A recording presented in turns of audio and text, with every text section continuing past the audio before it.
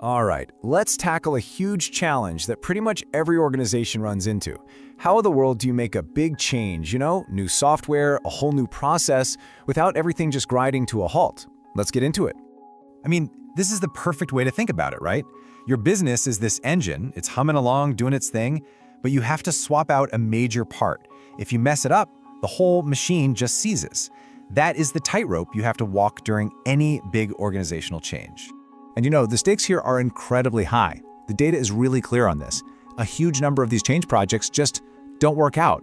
It's usually not because the idea was bad. It's because the rollout, the implementation, completely fell apart. The chaos just gets to be too much and people check out. So the real question is, how do you make sure you're in the group that actually succeeds? Well, it all starts right here. Long before you change a single thing, you need a blueprint. This is where you get ahead of the chaos by planning for it.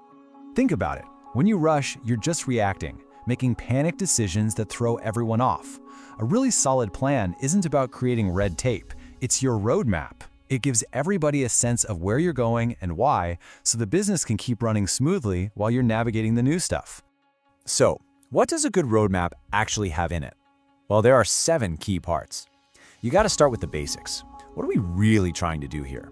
That's your objectives and scope. Who needs to be involved? Those are your stakeholders. Then you get into the nitty-gritty, a timeline that's actually realistic, a good hard look at what could go wrong, that's your risk assessment, and a plan for how you're going to tell everyone, which is your communication strategy. Of course, you need a training plan.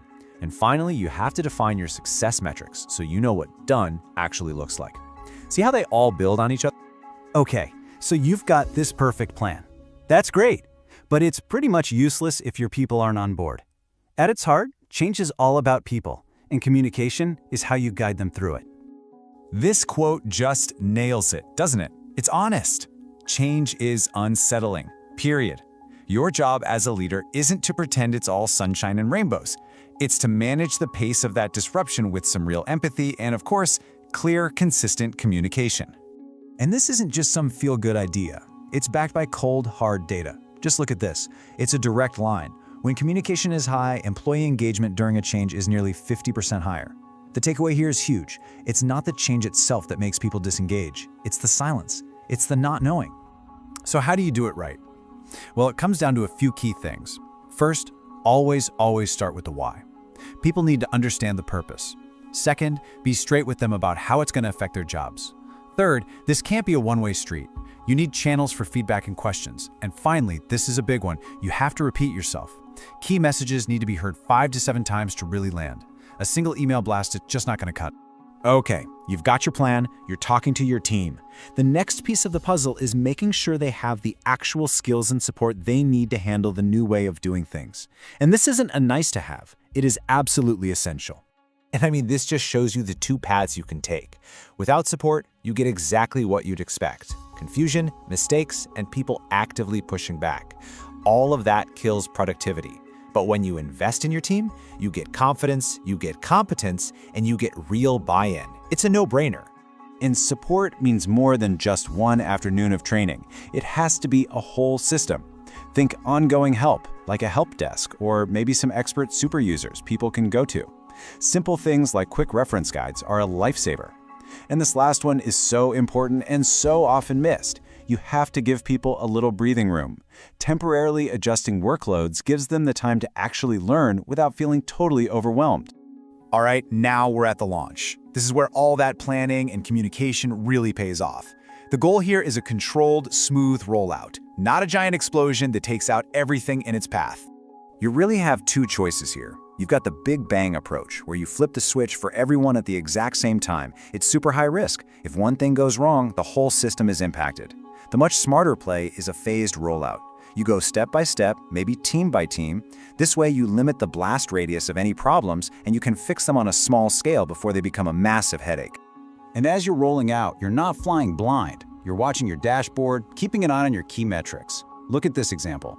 Okay, error rates are down, that's awesome. Customer satisfaction is up, even better. But notice productivity took a little temporary dip. This is so important.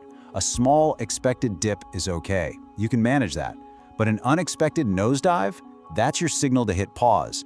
Figure out what's wrong and fix it before you move on. And hey, while you're monitoring, don't just look for what's broken. Look for what's working.